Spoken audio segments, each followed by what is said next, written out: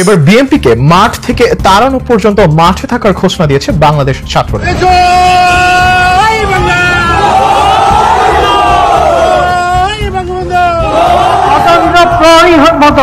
ছাত্রলীগকে সবসময় সজাগ থাকতে হবে, সব থেকে বড় কথা শিক্ষা গ্রহণ করতে হবে।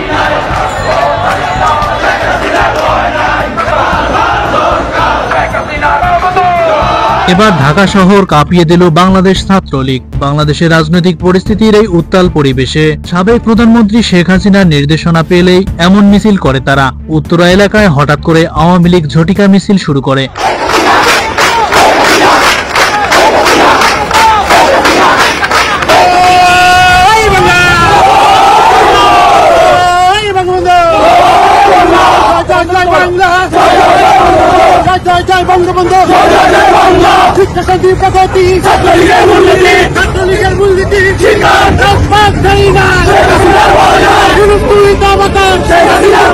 ডক্টর ইউনূসের অবৈধ সরকারের পদত্যাগের দাবিতে রাজধানীর বিমানবন্দর এবং উত্তরা এলাকায় আওয়ামী লীগ হঠাৎ করে ঝটিকা মিছিল শুরু করেছে। আওয়ামী লীগের ঢাকা 18 আসনের অঙ্গ এবং সহযোগী সংগঠনের ব্যানারে এই মিছিল করেন তারা।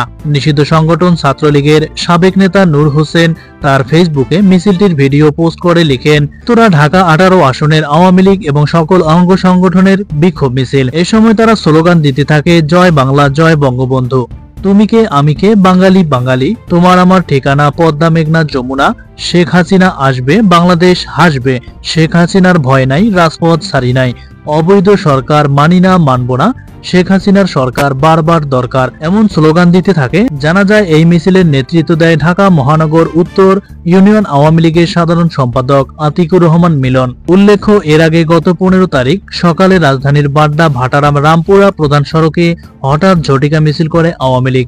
ওই মিছিলের নেতৃত্ব দিয়েছেন ঢাকা মহানগর উত্তর আওয়ামী লীগের সাংগঠনিক সম্পাদক মাজহারুল আনাম। এদিকে গণ অভ্যুত্থান যুক্তিসম্মত, বৈধ এবং আন্তর্জাতিকভাবে স্বীকৃত জানিয়েছেন প্রধান উপদেষ্টা ডক্টর মোহাম্মদ ইউনূস। প্রধান উপদেষ্টা বলেন, উপনিবেশ বিরোধী লড়াইয়ের সুদীর্ঘকালের ধারাবাহিকতায় এই ভূখণ্ডের মানুষ দীর্ঘ 23 বছর পাকিস্তানের স্বৈর শাসকদের বঞ্চনা এবং শোষণের বিরুদ্ধে রুখে দাঁড়িয়েছিল এবং নির্বিচার গণহত্যার বিরুদ্ধে গণপ্রতিরোধ করে 1971 সালে 26শে মার্চ স্বাধীনতা ঘোষণা করে জাতীয় মুক্তির লক্ষ্যে রক্তক্ষয়ী মুক্তিযুদ্ধের মাধ্যমে বাংলাদেশ প্রতিষ্ঠা করে।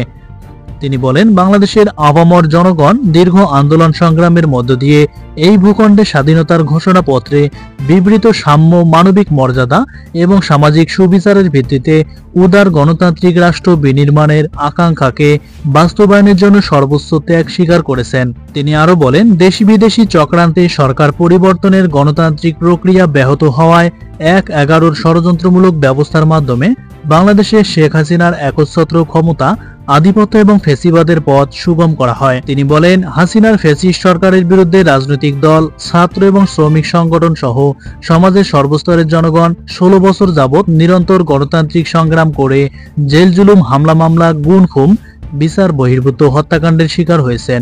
তিনি আরো বলেন, সরকারি চাকরিতে বৈষম্যমূলক কোটা ব্যবস্থায় বিলোপ এবং দুর্নীতি প্রতিরোধে বৈষম্য বিরোধী ছাত্র আন্দোলন চলাকালে আওয়ামী লীগ সরকার কর্তৃক ব্যাপক দমন পীড়ন, বর্বর অত্যাচার এবং মানবতা বিরোধী হত্যাকাণ্ড চালানো হয়, যার ফলে সারা দেশে দলমত নির্বিশেষে ছাত্র জনতার উত্তাল গণবিক্ষোভ অভ্যুত্থানে রূপ নেয়।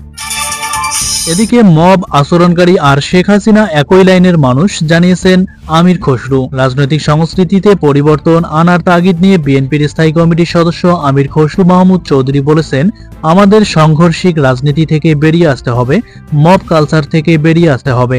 আমি বলছি, এটাই হতে হবে। যারা বলবে, আচরণ করবে শেখ হাসিনার সঙ্গে তাদের কোনো ব্যবধান নেই, তারা একই লাইনের মানুষ। 5ই আগস্ট দুপুরে চট্টগ্রাম ভেটেরিনারি বিশ্ববিদ্যালয়ে জুলাই গণ অভ্যুত্থান দিবসের আলোচনা সভায় এমন কথা বলেন তিনি। নতুন বাংলাদেশ গড়ার আহ্বান জানিয়ে আমির খসরু বলেন, শেখ হাসিনা পালিয়ে যাবার পর বাংলাদেশের মানুষের মনে যে প্রত্যাশা এবং আকাঙ্ক্ষা জেগেছে, এটা যদি আমরা ধারণ করতে না পারি, সবকিছু বৃথা যাবে। কোনো রাজনীতিবিদ এবং রাজনৈতিক দল যদি এটা ধারণ করতে না পারে, তাহলে তাদের ভবিষ্যৎ নেই। শেখ হাসিনার যে কারণে ফ্যাসিস্ট হয়েছে, গণতন্ত্রকে ধ্বংস করে এককভাবে তা করতে চেয়েছে। আমাদেরকে গণতন্ত্র পরিপূর্ণভাবে পুনর্বর্তন করতে হবে। সেই গণতন্ত্র প্রবর্তনের জন্য আমাদের মন মানসিকতার পরিবর্তন প্রয়োজন রয়েছে। এদিকে 1 থেকে 11 পদধ্বনি শোনা যাচ্ছে, উপদেষ্টা মাহফুজ আলম জানিয়েছেন।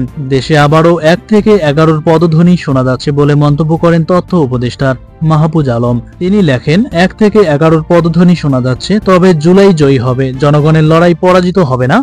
এদিন মাহফুজ আলমের এই বক্তব্য ঘিরে সামাজিক যোগাযোগ মাধ্যমে নানা কৌতূহল তৈরি হয়েছে। বিভিন্নজন তার পোস্টে নানা ধরনের মন্তব্য করেছেন। বাংলাদেশে নির্বাচনের জন্য তত্ত্বাবধায়ক সরকারের প্রধান কে হবেন, এই ইস্যুতে শুরু হওয়া আন্দোলনের ধারাবাহিকতায় ভয়াবহ রাজনৈতিক সহিংসতার জের ধরে 2007 সালের 11 জানুয়ারিতে জরুরি অবস্থা জারি করা হয়, যা দেশের রাজনৈতিক ইতিহাসে 1/11 হিসেবে পরিচিতি পেয়েছে। ওই দিন আওয়ামী লীগ সহ সমমনা দলগুলোর দাবি অনুযায়ী তৎকালীন রাষ্ট্রপতি ইমতিয়াজ উদ্দিন আহমেদ প্রথম উপদেষ্টার পদ থেকে সরে দাঁড়িয়ে জরুরি অবস্থা ঘোষণা করেন। একই সঙ্গে তিনি 22 জানুয়ারি যে নির্বাচন হওয়ার কথা ছিল সেটি বাতিল করেন।